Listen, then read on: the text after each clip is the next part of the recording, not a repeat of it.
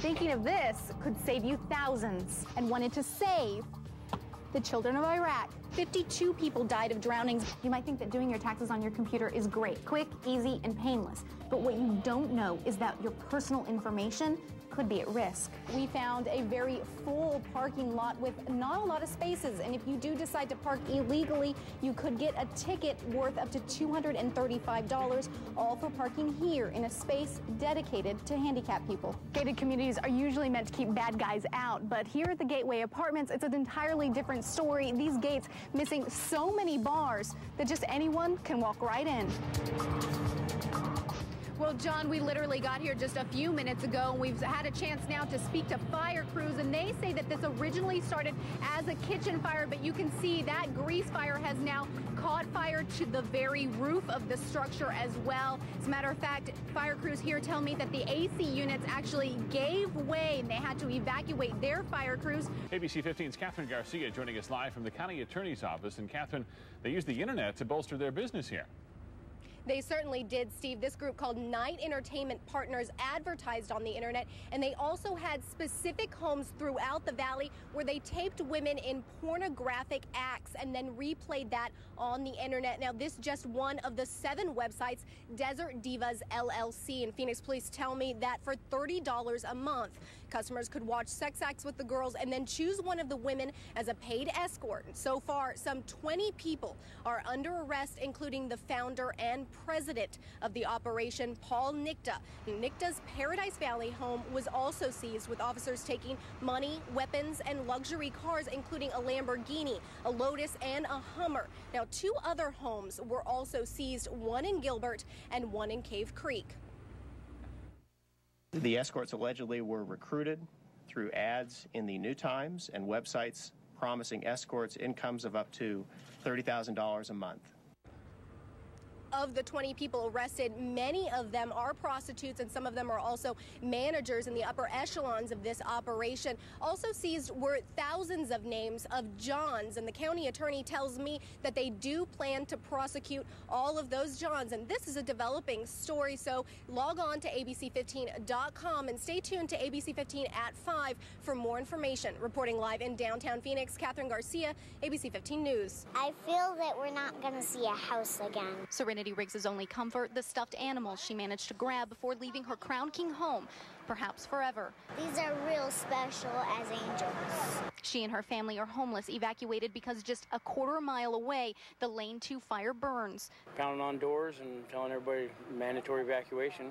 Danny Stranger left, taking only the clothes on his back, his family, and their 3 cats. You got your health, you're alive, your pets are okay, they're being taken care of in the shelter. And the Red Cross helping some 120 families, but there's also another shelter of a different kind for those evacuees most helpless. Because it's all smoke. Their cats scared but safe. As for their other animals, there's no way to save his chickens. I didn't know what to tell them. Just save your life, get your own self out of there. Danny hopes when he returns, his home and his pets will all be there waiting. If we ever see it again, I think we're going to have lots of fun. Just seconds ago, we got some updated numbers on the number of structures that have burned. Previously, we'd been telling you 1 structure was down as a cause of the fire. Now we're saying that there are 7 structures that have burned. 3 of those are homes. Now, coming up at 6, we'll explain to you just how much the wilderness and the terrain are affecting this fire. Reporting live, Kathryn Garcia, ABC 15 News. A child's breath, in and out. But these arms and legs, those of not just any child, this tube, his life support, and it belongs to a 9-year-old boy who nearly drowned 5 years ago. He has a machine breathing for him. He's fed through a tube that goes directly into the stomach. Living in a persistent vegetative state. If they do survive and get the heart rate back, we lose that battle in the long run. The cause? The brain being starved of oxygen. And it can happen in the blink of an eye. That was the case for 14-month-old Isaiah.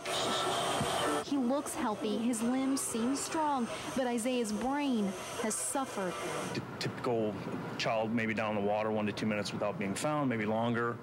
On average, we run a 4:30, 5-minute response time. So we're looking at, 5, 7, 10 minutes now. In April, Isaiah was pulled from an irrigation ditch after falling in and being pulled by the current several yards. They pulled him out. He was blue. For now, Isaiah must live here at Hacienda Healthcare, a pediatric nursing facility. He shows interest, response, to touch, to sound. There's hope. Isaiah's young, and with speech and physical therapy, he might not need 24-hour care, but that doesn't mean the damage to his brain won't still have lasting effects. Miracles happen. Okay. Demetria Valenzuela is sick.